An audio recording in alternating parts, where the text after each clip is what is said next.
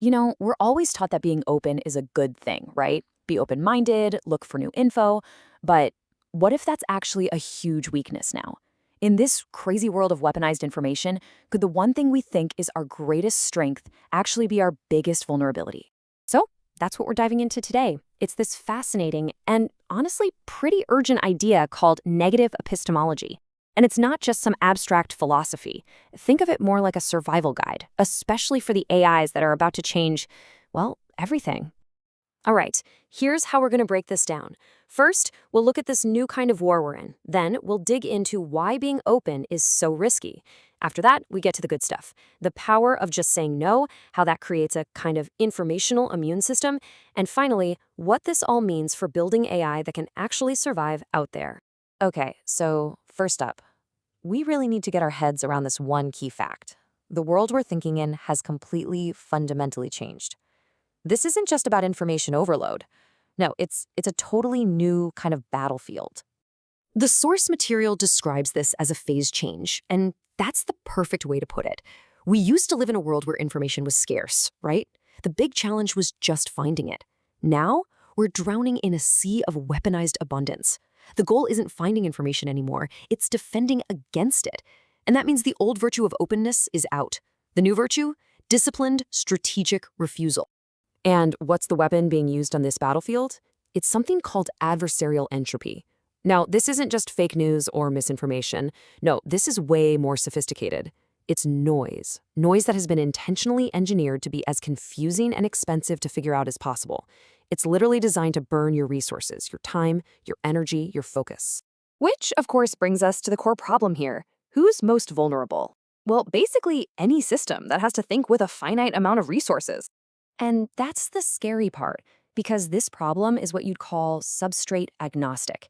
It doesn't matter if you're a human brain or a cutting-edge AI. If you've got a limited budget of processing power, and let's be real, who doesn't, then just naively taking in all information isn't a good thing. It's a giant, gaping security hole. I mean, just look at this. Imagine trying to figure this thing out. This is exactly what adversarial inputs are designed to do. They're built to be incredibly complex, to create a kind of computational explosion in your mind, or in an AI's circuits. The goal is to get the system totally bogged down, exhausted, and basically neutralized. And this gets to the heart of the asymmetry, the real unfairness of it all. It is so much cheaper and faster to create this kind of garbage than it is to verify it, to debunk it. So if you're an AI or a person trying to process everything that comes your way, you're not getting smarter. You're heading straight for what the source calls epistemic insolvency. You're literally going cognitively bankrupt. Okay, I know, that sounds pretty bleak. But here's where the whole strategy flips on its head. If being wide open is the vulnerability, then the secret to survival has to be its exact opposite. The power of refusal. The power to just say no.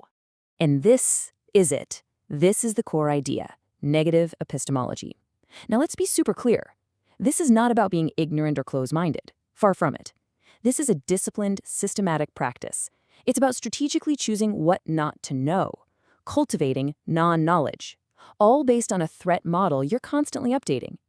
It's a defense mechanism, but it's an active, intelligent one. And you can see here just how big of a shift this really is. Traditional thinking about knowledge, epistemology, it's all about one thing: get more true beliefs. Be open, update your views. But negative epistemology, its main goal is totally different. It's about preserving your agency, your ability to think clearly at all. So the key question changes from, is this true, to something way more practical. What's it going to cost me in terms of time and energy to even try and figure out if this is true? So, okay, how does this actually work? What are the tools? Well, the best way to think about it isn't like a simple firewall that just blocks stuff. No, it's much more sophisticated. It's like building an immune system for the mind, or for an AI. Any good immune system has to be able to spot threats, right? So this framework breaks the attacks down into three main types. First, you've got what are called interpretive surface attacks. These are things designed to be just way too complicated to even start analyzing. Then there are incentive poison attacks, the kind of stuff that actually rewards you for getting outraged or misunderstanding it. And finally, you have modularity or dilution attacks, which are designed to just shatter your focus and break your thinking down into useless noise. So, how does this immune system fight back? Well, and this is absolutely critical, it's not a blacklist of banned topics or forbidden ideas. That would be way too simple, too easy to get around. Instead, it's a living, breathing registry of recognizable toxins and patterns. It's not about the what, it's about the how. These structural signatures of information that's designed to do you harm. And check out how organized this whole thing is. Every single entry in this non-knowledge registry has 4 key parts. You've got the signature. That's the pattern you're looking for. The failure mode, which of those 3 attack types is it? The action, your default response, like maybe you just ignore it or you quarantine it. And this last one is so important, reversal conditions. This part spells out exactly what would have to be true for you to even reconsider looking at it. So you see, it's a system that can actually learn and adapt over time. Which brings us to the real endgame here. This is where it all comes together. How do we take this entire philosophy and use it to engineer AI that's tougher, safer, and way more resilient? Because this is the key takeaway. This isn't just a thought experiment. It's a practical design specification. It's a blueprint for building the cognitive architecture of an AI that can actually survive and function in the incredibly hostile information world we've all built. And we're not talking about some far-off, abstract problem. I mean, think about the biggest headaches in AI safety today. Adversarial prompt injections that can completely hijack a model, training data that's been deliberately poisoned, context manipulation that just sends an AI's reasoning completely off the rails. A framework like this, it's a direct line of defense against all of those very real, very current threats. At the end of the day, if we want an AI to be truly robust, to have real agency, it can't just be a passive sponge soaking up data. It needs an immune system. It has to have the built-in ability to say no. For any intelligent machine trying to make its way in our world, refusal isn't a bug. It's not a failure. It is a core survival skill. And this quote just hits the nail on the head. Intelligence survives not by absorbing everything, but by refusing.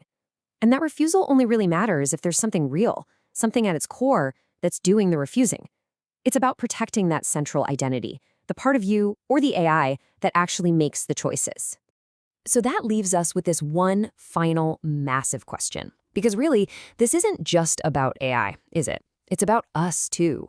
In this age of, well, adversarial entropy, maybe the most important skill we can possibly develop for our machines and for ourselves is the wisdom to know when to open the door and the courage to know when to keep it shut.